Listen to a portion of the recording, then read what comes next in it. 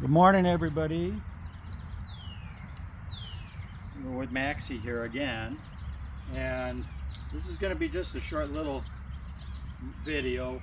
What I really want to do with this is I want to explain the importance of this cord in the training process of a dog. And I'm sure maybe even in some of the Max videos before I talked a little bit about this, but I want to be clear. In the house, I would like him to have this on probably for at least a month or two into this training process. It doesn't have to be this long as I have for outside, maybe 5 or 6 feet or so, and then no loop on the end and no knots in the rope, and just let him drag this thing around the house all day long. It's not going to bother him, and if it doesn't have any knots in it or any loops on it, it won't get caught on any furniture or anything like that. He'll just drag it around. The importance to that is if I go to reach for him when he's doing something wrong, and I kind of come down like this and leaning towards him, a lot of dogs interpret that as time to play some game, you know, bob and weave and try to catch me kind of game. And if you have a cord that they're dragging around, especially with little guys that are going to stay small, but if you have a cord that he's dragging around, I don't have to go for him. I can just go to the end of the cord and step on the cord over here and then bring him to me and talk to him about whatever it is that I want to talk to him about, and not initiate this bob and weave game that goes on. The same thing occurs outside. I like the longer cord so that I can give him the impression that he has a little more freedom than what he has, because when dogs think that they have the freedom, they tend to be a little bit naughtier. So giving him a longer cord outside, again with no loop on the end, no knots in the rope, gives him the impression that he has a little more freedom. If he listens to me at the end of that cord, then we're accomplishing something. If I were to take the cord off of him right now, and I'm going to show that to you, I am going to take the cord off, he's going to get naughty. He's going to recognize that the cord is no longer, which he interprets as the controlling feature here, is no longer available, and now I can be as naughty as I want and run around, and I don't have to listen to Mike or anybody. So what happens over time is I'll cut on the outside cord, I'll cut maybe 3 feet off for about a week, and then I'll cut another 3 feet off for about a week, and then I'll cut another 3 feet off for about a week. So gradually I am conditioning him to not feel that the cord has any control over him, that I have the control over him, and eventually I can take the cord off completely, and now he's listening to me on a pretty regular basis.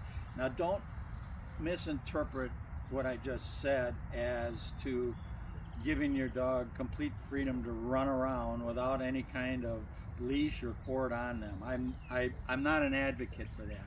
I believe that all dogs need to have some sort of restraint available to the owner, because dogs will do what dogs do. I can't tell you how many times I have had people say to me, he's never done that before. He's never bit somebody before. He's never run away before. He's never jumped on anybody like that before. He's never gotten into a fight with another dog like that before. He's never done that before.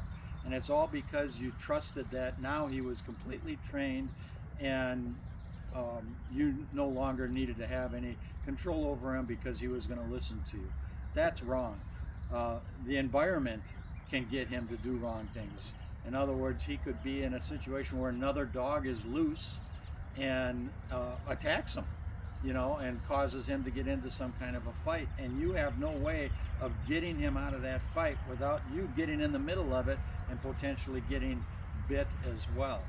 So, but the reason that I say we want to cut a little bit of the cord off as time goes along is just for training purposes, so that the dog understands that whether he's got a cord on him or not, he needs to listen to you no matter how far away you are. So I'm going to display a little bit of this behavior with the cord on, which you can see he hasn't even tried to pull past the length of this cord as I've been talking. He's a 4-month-old puppy. They get bored. You get bored listening to me talk, so you can imagine how bored he gets listening to me talk. And he's still not really trying to get away from me or anything like that. He's staying within the length of this cord. So we'll walk a little bit with the length of the cord. Then I'm going to take the cord off and show you how his demeanor is going to change completely, and he's going to become a naughty little dog again. Meaning that he's going to want to run around, maybe not come to me when I call him, and so on. Okay? Come on, Max. Good boy. Yeah. Go on. Go on. Good boy.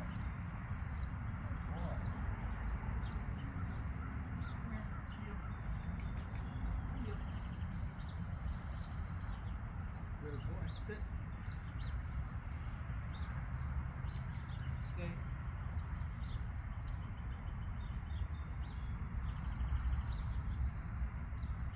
Max, come. Good boy. Good boy, Max. Yeah, good boy. Alright, now I'll take the cord off and you'll see he'll change. I'm sure he will. Come here. Come here. And we might go off screen now. Oh, you're free, huh? Come here, Max. Come. Come on. See? He doesn't want to listen. He knows what I'm telling him, but he no longer has this restriction. Come here, Max. Come here, Max. Come here. He isn't going to come. He isn't going to listen. He's wandering around over there. So that's why I say the importance to this is to shorten it a little bit at a time so that he learns to listen to me, and that the cord is not the magic wand here.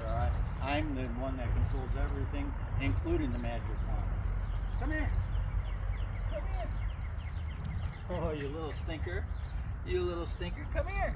You want to play that game, don't you? Now that you're freed. All right, well, the only way I'm going to get him back is I have to walk away from him. He'll follow me.